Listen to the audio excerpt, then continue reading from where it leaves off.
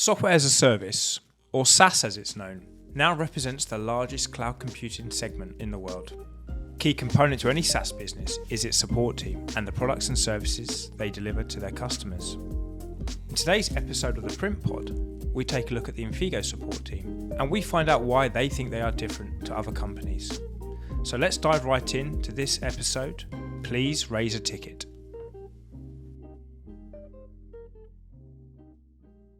Hello James, welcome to the PrintPod. Good afternoon, Chris. Thanks for having me. Today's episode is all about the support team and yourself and what great work you guys do. Mm-hmm. Just give the guys a bit of an introduction to yourself first of all for us. Yeah. So I'm James. I'm from the support team. I work alongside Hannah, Duncan, Ashley. Been here for about 18 months now. Job's going really, really well. It's a very interesting job. You know, no 2 days are the same with software, as we're always looking to build and grow and try and change the software that we have to better the users that we've got. But my day-to-day is just essentially helping our customers. Okay, so you mentioned day-to-day. What's an average day look like for James and the support team? Yeah, so, I mean, like I said, no 2 days are the same, but there is some structure to it. So we have 2 half-an-hour meetings every day, one at sort of 9:30 in the morning, another one sort of early afternoon. And what they're designed to do is a bit of team building.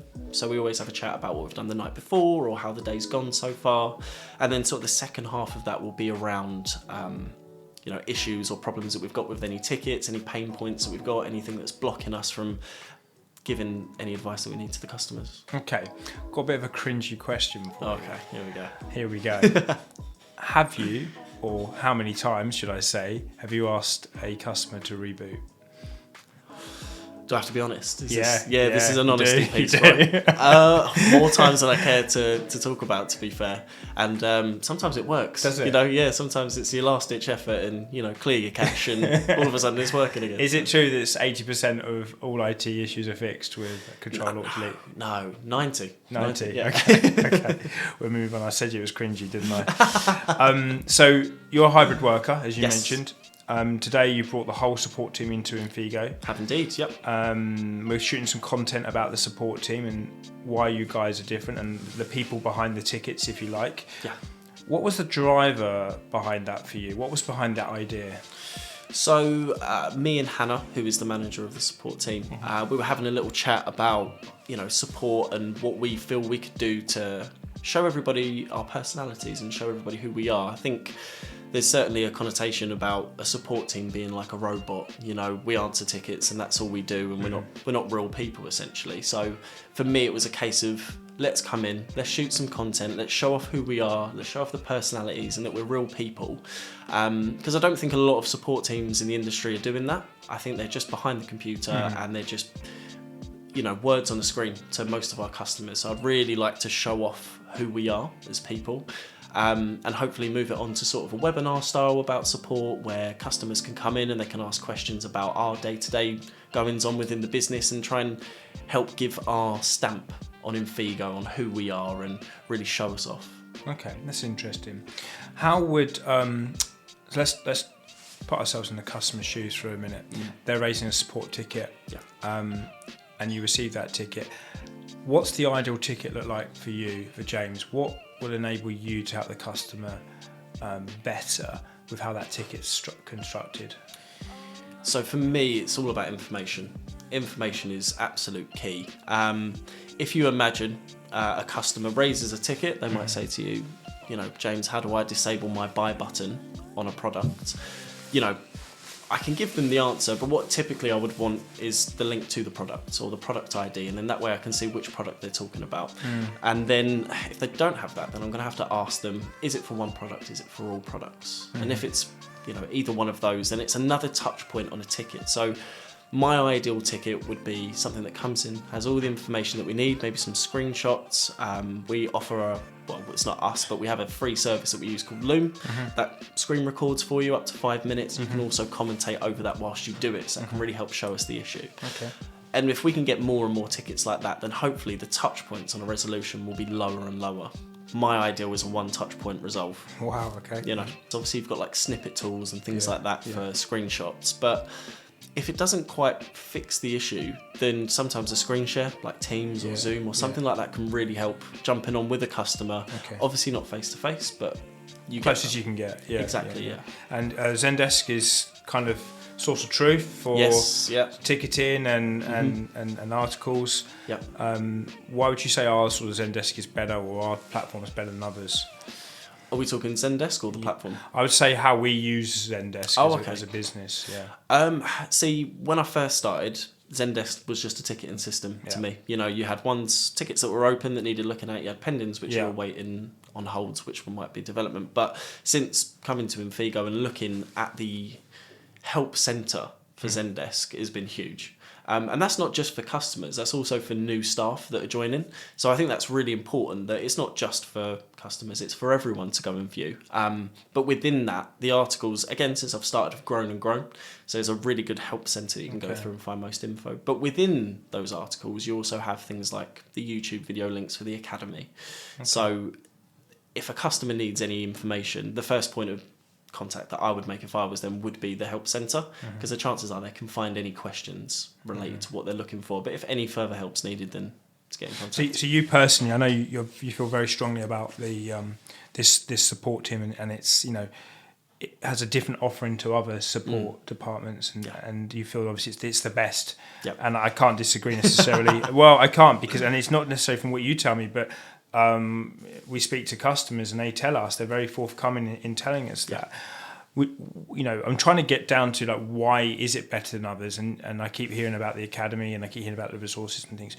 Would you say that the likes of the LMS and the content that Sam and the Academy's churning out is feeding into the ticket closure rate?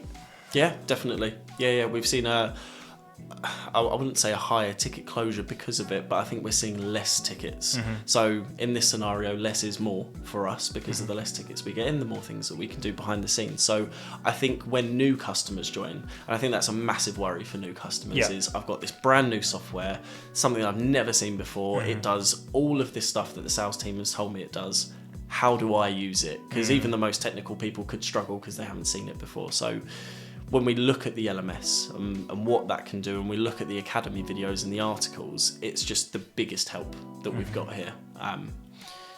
So yeah, that's... Okay, that's interesting. So the LMS, Learning Management System, that's something that's obviously supporting keeping the ticket numbers down. What would you say is the best part of being, you know, a member of this support team for you personally? So in terms of the team itself, the morale is super high. I don't think there's a day... I saw that today. I saw that today. I don't think there's a day I don't laugh. Really? I don't think there's... Yourself or others? Oh, well, yeah. It's probably people just laughing at me. You know, that's normally the way it goes. But, you know, for me personally, like in my personal role of the team, I like to boost that morale. I like to come in, I like to... you know, throw a few things out there and see a few controversial. Oh, maybe just a little bit, maybe. But I like to see people smile. I like to make their day. And you know, I was a little bit poorly last week, but the team are there to boost me up when I'm not there to do that role. And that for me is probably the most important thing about any team, is having each other's backs, and that's a really strong characteristic that everyone in the team does have. Okay, so you think the tight team is why we are one of the best in terms of the support offering. You mentioned morale, and you mentioned being a bit of a joker. What's the common thread? You might not be able to share this, but what's the common thread with the banter throughout the team? And I'm going to put you on the spot in a minute with two questions, but tell me first of all what you think the common thread is that's used when you guys are going at each other. I think that's for teams only. Is it teams only? Yeah, maybe. Okay. No, to be fair, it'll be more sort of things that I may have said that may have been a bit silly. Not rude, but just things that you know, I may have slipped up on with a ticket or something like that, or maybe I made a spelling mistake somewhere. And you know, instead of crucifying someone for making a spelling mistake, it's turned into light-hearted jokes, which moves the day along a lot quicker. Yeah. So who's the best in the team? Oh, it's me. Okay, and who's the worst? Careful. Oh, Joe, I almost said it. No. Honestly, we're all on equal playing fields, and it's all for completely different reasons as well. It's not about how many tickets one person closes, because you could close 100 easy tickets, and you could have someone closing 25 difficult tickets. But everyone's got their own thing going on, and everyone's good in their own areas as well, which makes us massive in terms of what we can deliver and what we can give customers. So we started off the beginning of the podcast talking about raising tickets, and that's like a common sort of theme or assumption with a support team. It's all about looking at tickets, answering and closing tickets, etc. I get the impression, and you haven't said this, that there's more to it than that. You guys spend more time talking and working with the customers on a one-to-one level. Yeah. Is that one of the drivers that makes Infigo support team better? Oh, absolutely. Or is there more? I don't know. Well, I won't name names Yeah. for the sake of not wanting to dig anyone out. But in terms of other companies that I worked for before, it is very much hands off. Let's not do the minimum, but let's give people what they need and let them get on with it. Okay. Whereas here, it is very much, okay, if you don't know what you're doing, is there a reason why? Yeah. And is it that the LMS isn't doing its job? And if it's not doing its job, let's hop on a call and let's give you that advice that you need. Even this week and last week, I've done multiple calls with customers, whether that's picking the phone up after sending a response on a ticket just to talk the customer through, because sometimes responses can come across, cold. A little bit cold. Yeah, they can do yeah, sometimes, especially if you don't put an emoji on it, which I'm known for apparently. Yeah, not the wink ones, but But if it seems a little bit more tricky than what it should do, then I think a call after that message goes a long way, and it's something we really try and push within the team. I've done calls where I'm showing customers what to do on Teams. Sometimes we even get a developer on the call. If it's something a little bit more, above my knowledge level, just because I don't know, it doesn't mean there isn't someone else that knows. So yeah, we'll always grab someone. And I don't know that many other companies do that. I think they're quite standoffish, and they'll give you an article and say, there you go, see you later. But with us, it's kind of, here's your article. Yeah. Here's what you actually need to do. Have you got any questions? James, I'm stuck. Right, let's jump on a call. Yeah. Let's talk this one through. That comes across as well when the customers feedback in terms of the case studies, because they actually will name you. They'll actually name names of the support team that they deal with on a regular basis. It's as if you're on the journey with them, which I think is they're investing into our software, and we're investing into a partnership, so that's great. On the subject of customers, and again I'm going to put it on the spot here, do you have a favourite? Yeah. I I won't say names, but okay. There's a few. Yeah. And then do you have one that you... No, I'm not going to go. They know who they are as well. So if you're watching, you know who you are. You know who you are. One of the biggest things that Infigo did in the last 18 months was trialled and then implemented a 4-day week. Yep. I have to say, from my point of view, successfully. The trial was a year long, and for those that don't understand, each department had to work to some KPIs to show the effects of a 4-day week, and we would then make a decision at the end of the 12-month cycle. One of the metrics we were looking at as a leadership team was the support, because ultimately a lot of us can take the same day off, for example. I say day off, or have the 5th day off. A support department can never close in essence. Before we go on to that, because that's quite an expansive topic for support, do you want to share some of the positives you've seen yourself from the 4-day week since it's been implemented? Yeah, so I joined the business as the trial started. So on a personal level... 2022? Yeah, end of 2022, yeah. So from a personal level, being able to do more with your free time is... You're essentially buying time, right? We could talk about money and what that can do, but really what you want is time. So when you have that extra day a week, and people go, it's only 1 day a week, but you add that up, that's 52 days a year. And, people look at what holiday they get throughout the year, and it's, 28 days, but then you add another 52 for us. And to be able to spend that time with family, or doing personal projects, or projects that are outside of work, but then feed back into the loop of work, it's unmatched. Like, how can you beat that? How can you not want to be a part of that? So for me personally, when I come in on a Monday, because I have my Fridays off, if you're not having a good week personally, in a couple of days you've got 3 days to recharge, and then you come in the following Monday and you're ready to go and you're pumped. And that's something I've noticed today as an onlooker watching the 4 of you work. There's a lot of energy, a lot of positivity, a lot of warmth. You're very fresh in the sense of it looks like that's working well, that you're coming to work, and there's a lot of energy there. Is there any negatives? I mean, no, I can't see them. No. Yeah. Do you know what? If I'm being completely honest, for the first 2 or 3 months, I didn't know what to do with myself. you almost felt bad. You get Guilty. you get that bank holiday feeling, and you're like, oh god, this is going to be over next week. But then it comes around again, and you weirdly got to find a new routine on a Friday. Maybe the other negatives are friends, family might be working, but then you've got your time to do you. So the negative always turns into a positive in that aspect. One thing that really stood out for me, and I've got some numbers here I want to share.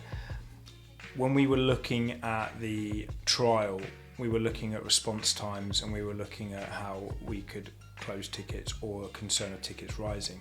We were a little bit unlucky in 2022 because there was a lot of bank holidays, there was a lot going on. I think we had coronation, we had the Jubilee, we had a funeral, we had so many national holidays it was on, which I think had a massive effect, plus holidays as well.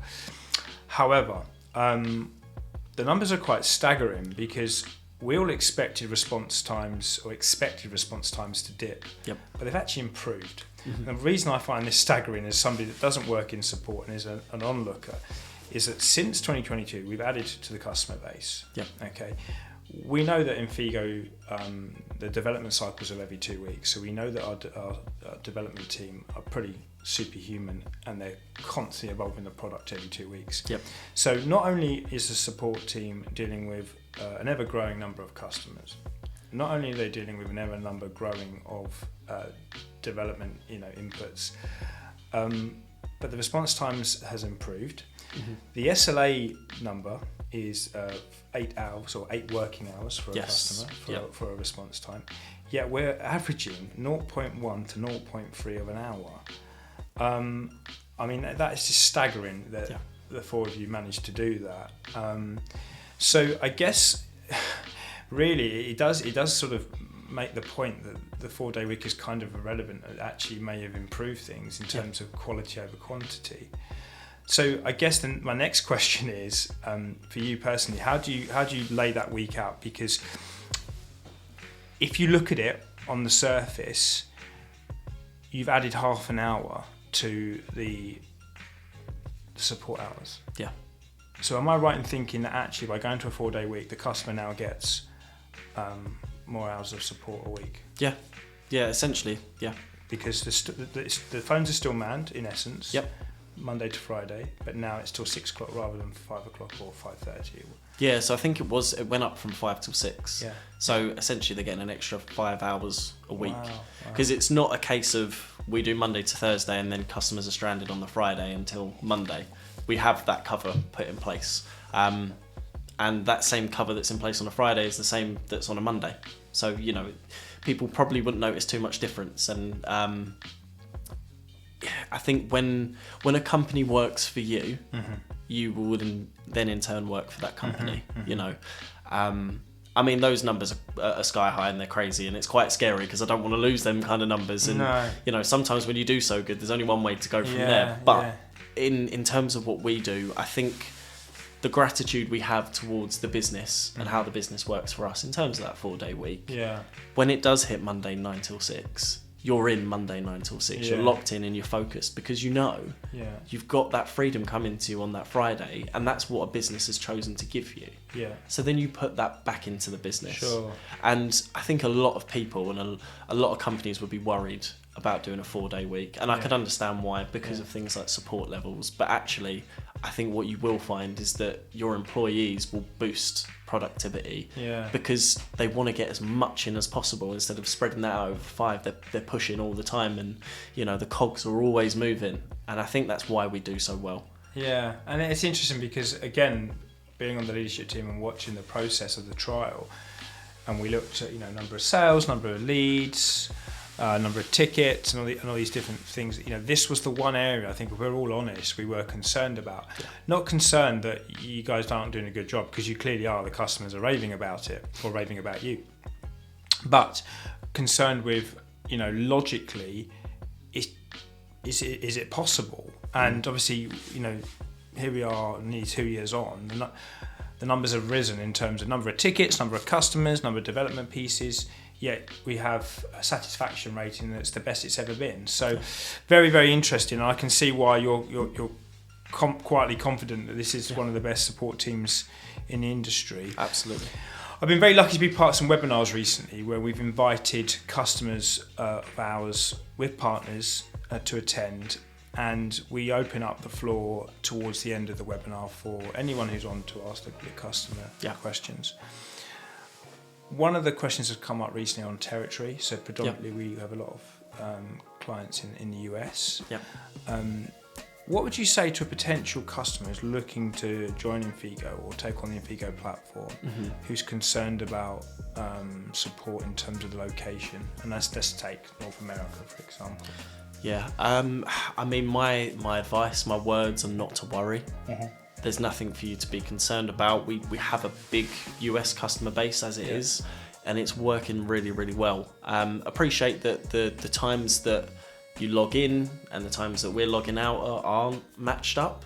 But then the times that you're asleep are the times that we're then working. So there's always something going on. So the benefit is while they're sleeping, if they've raised the ticket, you can be on it ahead of when they're up. And do you know what? Weirdly, not to push UK customers away, but obviously after 6 p.m, we're not back on until the morning. Whereas with the US, because they're on so late, they might find that they wake up to a resolution or they wake up to something. Whereas in the UK, you won't. So I'm not saying it's better to be in the US, but there's actually a big benefit in being in the US because we're working away whilst they're not. So interesting. So rather than waiting a whole day, they go to bed and wake up. So exactly. It's less response time again. Okay, that makes sense and backs up the numbers as well. Do you have any, on a personal level, anything that's your favourite elements of the platform, of the Infigo platform? I mean, the ease of use of the platform. Now, I appreciate that not everything on the platform is that easy to use.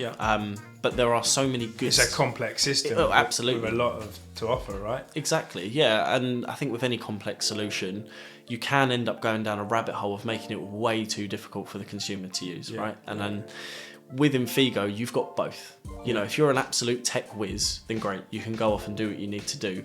If you're on the side of, I know what I'm doing, but I'm nowhere near the level of some others, you've got this amazing range of being able to do a lot for what you don't think you can do. So most people couldn't spin up a website in half an hour with a product on it ready to show a potential customer. But with the bundles and things that we have, we're spinning up websites. Minutes. Yeah, minutes. I've seen 6 minutes. Well, unofficial record. 6 minutes. Printing United, Las Vegas, Michael Zorner. On the stand, may I add, we're on rubbish Wi-Fi. I think, but also that's a really interesting point. Do you think / are you seeing with additions like bundles where you can be non-technical and you can create a storefront in minutes? Is that having a knock-on effect with tickets, positively and negatively? Do you know what? I think because of what Sam has done with his LMS, what he's doing with the Academy stuff, with the articles that he's built and the support team have built, I think if we didn't have that, we'd have a lot more questions. I think new customers would probably get stuck a hell of a lot more than they do at the moment, and I don't think it's a lot, to be honest. But because there's all of the content to back that up, when you are quickly spinning things up, if you get stuck, there's a quick guide to go, oh, it's here. If you're making a really intricate site, then that's probably going to take a bit more time. But if it's something you need to spin up quickly and go, oh, where did I put that? And you go into Zendesk and you say, what do I do with stock products? You've got 5 articles on stock products and what they do and how to use them. So I would probably say no. I'd probably say it's probably not causing any more tickets than we thought it would because of what we've got to back that up. Maybe reducing them? Absolutely, 100% reducing them. In new customers, absolutely, Okay. And bit of a strange question for you here. So this is all about support. It's all about the kind of today. The day in general is about support. Hence why you're in here with the guys.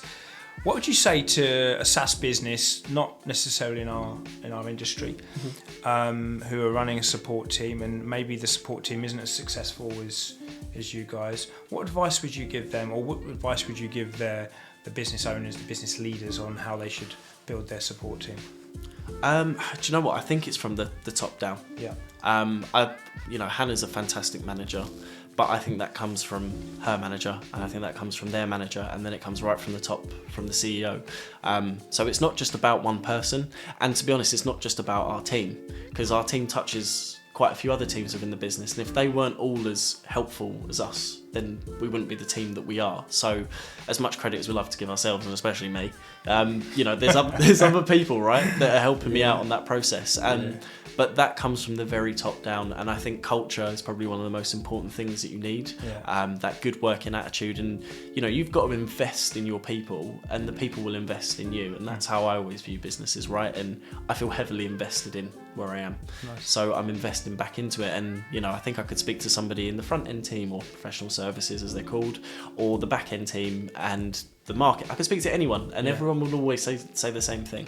Hopefully. Well, yeah, that's what we hope for.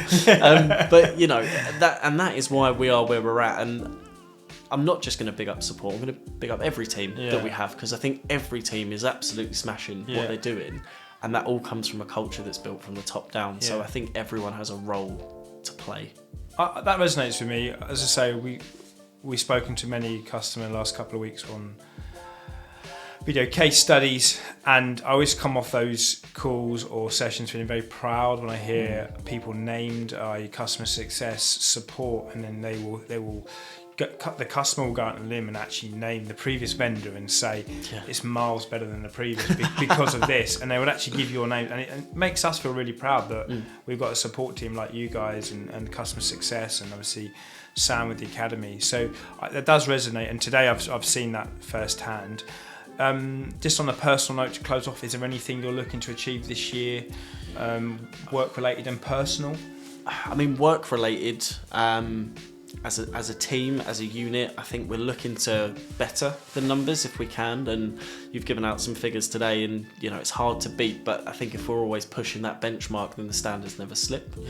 And for me personally, it's just shouting about the team. I want to make sure that people know who we are, know what we do, know that we're not, and for the want of a better word, a nerd behind a screen, clicking buttons. That's not really what we do. It's not really who we are. We're real people. We like to have a good laugh, and we like to make the customers feel like we're not that type of person as well. We like to build that relationship. So I just hope that we can keep building those relationships and getting more personal with customers, and really integrate into them, and them integrate into us, so that we're someone that they want as well as what they need. Thank you, James. It's been a pleasure as always. Love what you're doing. Thank you, with mate. the support. Love the way you're looking after the customers, and keep up the good work. Pleasure. Thanks, Chris. Thank you.